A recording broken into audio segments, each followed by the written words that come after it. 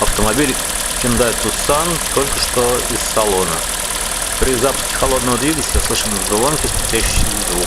При прогреве исчезает. Что это может быть?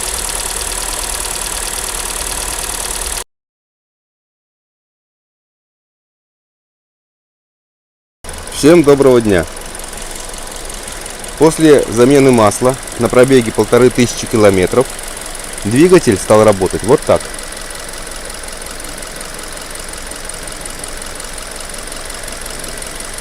Я пришел к выводу, что дилеры, точнее не дилеры, а на заводе у него заливают какое-то масло чисто для обкатки. После замены на нормальное движок стал работать очень тихо.